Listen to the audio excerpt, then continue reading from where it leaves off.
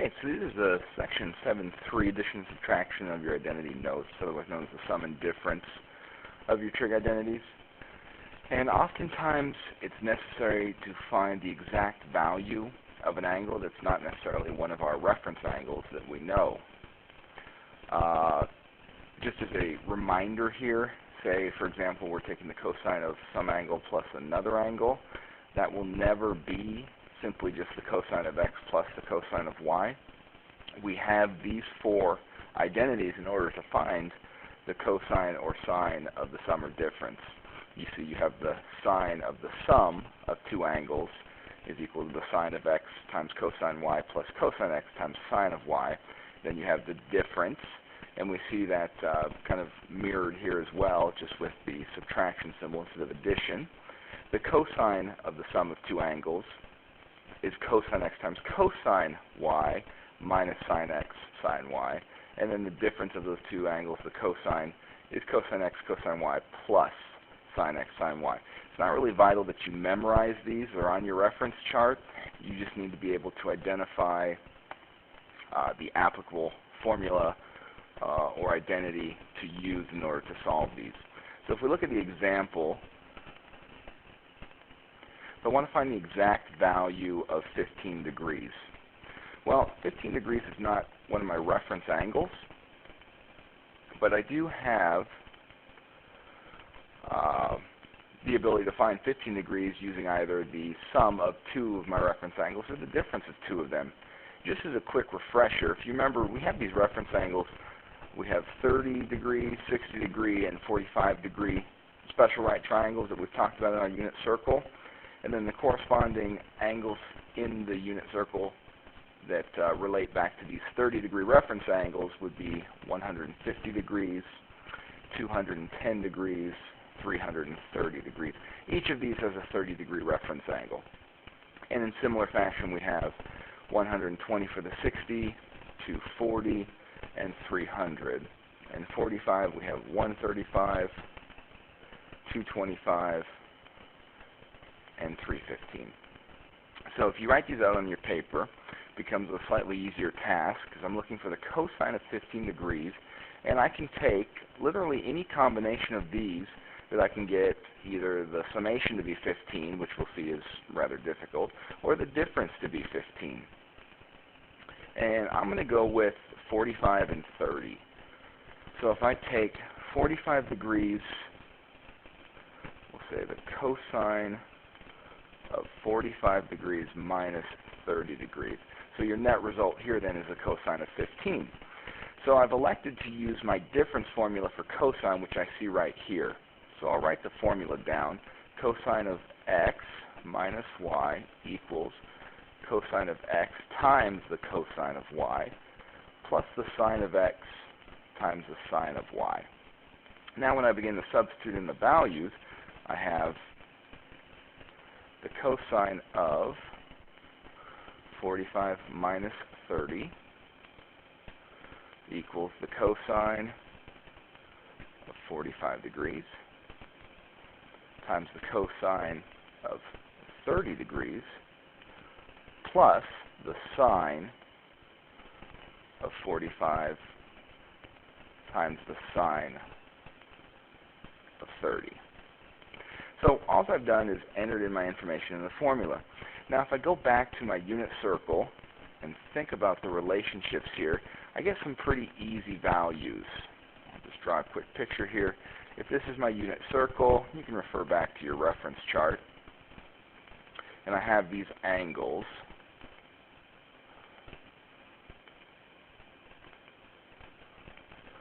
Call this the 30, 45, and then the 60. So when I label these, remember I can just go 1, 2, 3, 1, 2, 3. All of these are then set over 2. And the numerators are all radicals. So here's my values then for the x and y component at these reference angles, 30 degrees, 45 degrees, and then 60. So if I'm looking for the cosine of 45, I know that cosine refers to the x values. So I go to my 45 degree reference angle. I'm talking about the x value, So really I have radical 2, use blue here, over 2. I'm going to replace cosine of 45 with its known value, radical 2 over 2. And that's going to be multiplied by the cosine of 30 degrees, which is the x value for the 30-degree reference angle, which is radical 3 over 2.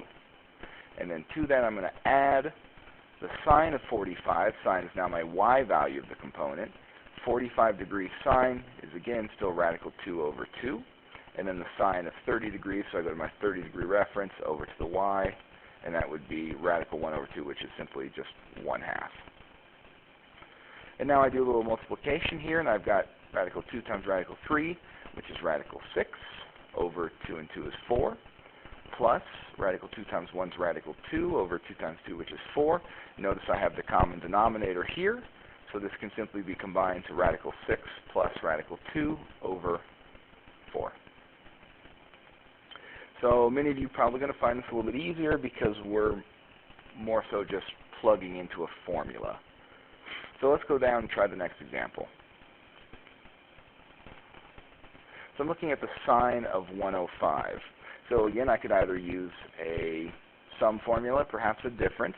This one I'm going to try a sum formula, and I'm going to write this as the sine of 60 degrees plus 45 degrees.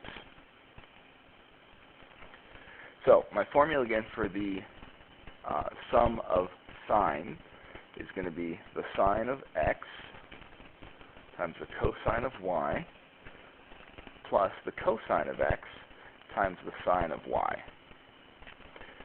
And then I begin to fill in these values. So this is going to be the sine of 60 degrees times the cosine of 45 plus the cosine of 60 times the sine of 45. And if I go back to my little references here on the unit circle, 30, 45, remember it's just 1, 2, 3, 1, 2, 3. Everything's set over 1/2. And then radicals on the top. And then I know the sine of 60 degrees, so I go up to my 60-degree reference angle. That's radical 3 over 2. Times the cosine of 45, which is radical 2 over 2, plus the cosine of 60, which is 1/2, times the sine of 45, which is radical 2 over 2. And I combine these, and I get radical 6 over 4, plus radical 2 over 4, and common denominator, so I'll combine these. Radical 6 plus radical 2, all set over 4. So we see we actually end up with the same value above. Now I could surely evaluate this in my calculator and just take sine of 105, hit enter, and I'm going to get a decimal that's approximating the value, and it's going to be very, very close to these, but sometimes it's important for us to have the exact value so that we can do further computation with it. So looking at the next practice problem, this one we're just going to simplify, and this is the difference of cosine. So we have a formula for that, which can be expressed as cosine of x times cosine of y. And this one is actually going to be the addition when it's subtracting the angles of cosine, and then it's sine x times sine y. And a couple things to think about here. I have the cosine value of x, and then when I substitute in, if we think of this with respect to our graph, and I set this out at 2 pi, so then this is pi over 2. And when I graph, say, the cosine function, my amplitude starts out up here at 1, down, down, back up, and up. So it follows kind of this general structure. And then my sine function starts here. It's really just a phase shift of the same graph. So they look like that. So that's going to help me evaluate this one, because I do know from these angles, when I begin to substitute, I'm going to get the cosine of the first, which is just the unknown x. Again, we're simplifying here, so that tells me I'm not going to find out necessarily some exact value of what it equals. on the equation. It's just an expression. I'm going to simplify it. So when I simplify this, then I have the cosine of the second, which is pi over 2. So the cosine of pi over 2, which is a 90 degree on your unit circle if we're talking degrees. And my cosine graph is this blue one here. And at pi over 2, I see I'm actually at 0 on that graph. And that's going to be added to sine of the first, which is just x, and then the sine of y, which in this case is pi over 2. So then my sine function at that same point, pi over 2, is going to be up at 1 here on the graph. So when I take the cosine of whatever value, doesn't matter what it is, multiplied by 0, that's all going to be eliminated, and then the sine of that same value times 1 is all going to condense down to just the sine of whatever value x holds. So we've simplified this down to just the sine of x.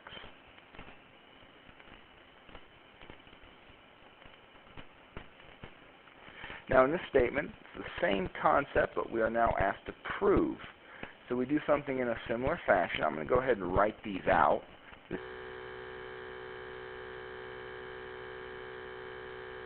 difference. So I'm going to expand this out a little bit. So I'm going to take this value, and I'll write it here in red. So I have the sine of x times the cosine of y plus cosine x times the sine of y. And then to that I'm going to be subtracting this quantity, which is the difference of sines. So that's sine y, sine x here, times cosine y, and then minus cosine x sine y. So now if I just do a little bit of combining, I see some similar terms here. Sine x cosine y, sine x cosine y, and I have cosine x sine y, and a cosine x sine y. So this quantity is being subtracted from the first, so this ultimately gets distributed, so that would be a minus here if I remove the parentheses, and then a positive here. And what I'll see is that I have sine x times cosine y, I've highlighted in yellow, subtracting this. Those end up canceling, and I have a positive cosine x times sine y, and to that I'm adding another one. So I see that this does become 2 times cosine x sine y. And since that was my left-hand side up here, I've gone ahead and proven that this is an identity. Let's take a look at the tangent sum and difference formulas. They're a little bit different. There's actually different ways you can do this. You could actually think of tangent as sine over cosine, so you could do the same thing with the sum of sines over the sum of cosines. Really what this formula has done is taken out some of that work and condensed it shortly for you. So again, no need to really memorize these. You just need to be familiar with where they are on your formula chart and comfortable using them. It's really just an equation that you're going to substitute values for. So again, if I look at 255 here, I can make that up with the sum of, say, the tangent of 225 plus 30 degrees. 225, again, is a reference angle for 45 degrees, and then, or 45 is a reference, rather, for 225, and then I have a 30-degree reference angle. So when I begin then to plug this in, I have the tangent of 225 plus 35, and I'm going to look up at my top formula. So that's going to equal the tangent of x, and x in this case is 225, plus the tangent of y, which is 30 degrees, over, and then I have 1 minus tangent x, which is 225, times tangent y. So I need to go back and kind of think about what these values are with respect to triangles on my unit circle. So if I draw that again, 30, 45, 60, and I have 1, 2, 3, 1, 2, 3, everything set over the half. And then let's radical the top. So when I have the tangent then of 225, what I'm really talking about is the opposite over adjacent, or y over x, and the reference angle for this again is 45 degrees. So that's actually radical 2 over 2 over radical 2 over 2. Now, I do need to be cautious because I know that this is in the, which quadrant here? 255, that's going to be in the third quadrant, somewhere between 180 and 270. So I know that's a negative negative. It doesn't really matter when we're dealing with tangent right now there, because I do know it's going to be positive. So if I'd missed that, I still would have ended up with the correct result, because it will work back to positive. So it's actually negative radical 2 over 2 over negative radical 2 over 2. And again, it just works itself back to a positive. So the tangent then of 225 is simply going to be 1. And to that, I'm going to add the tangent of 30 degrees. And the tangent of 30 degrees here is going to be the y over radical 3 over 2. And when I multiply by the reciprocal, I will get 2 on top, and then 2 radical 3 in the bottom. These will cancel, leaving me with 1 over radical 3. Rationalize that denominator, and I get radical 3 over 3. So there's now my numerator here, the tangent of 225 and the tangent of 30. And this is all going to be over 1 minus tangent 225. Luckily, I've already done that. That's 1. And then to that, I'm multiplying the tangent of 30, which has already been done as well, which is radical 3 over 3. And 1 times that is just radical 3 over 3. So I'm left then with 1 plus radical 3 over 3 over 1 minus radical 3 over 3. So, and then I can further simplify this a little bit, multiplying by the conjugate then, so I'll multiply by 1 plus radical 3 over 3,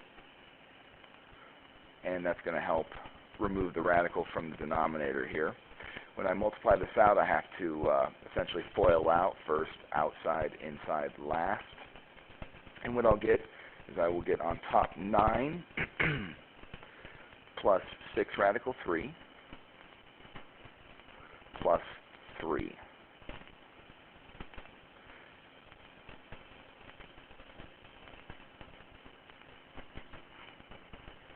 And I'm sorry, let me backtrack here a little bit. Actually, the way I approach this first might make it easier, looking over my notes. With 3 in the denominator here, what I did first off to make it a little less messy, I multiplied top and bottom by 3, and then we'll multiply by the conjugate. We could do it in one step here, but this will just simplify it up a little bit more before we move forward. So when I distribute this, I get 3 times 1 is 3, plus radical 3 over 3, which is just plus radical 3. It's going to get rid of those fractions. Same thing in the bottom, 3 minus radical 3.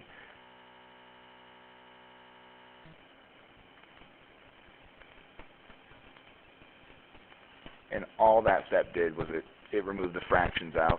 Took it in 2 steps instead of 1 just to clean it up a little bit here. And then that's going to get me the 9 on top plus 6 radical 3 plus 3 all over 9 minus 3. And then we clean this up a little bit more, combine my 9 and 3. I'm going to get 12 up on the top plus 6 radical 3 over 9 less 3, which is 6. You'll notice that I can do a little bit of reducing here. 12 over 6 is 2, 6 over 6 is 1, so this actually all reduces down to 2 plus square root 3. And that's going to be my final solution there.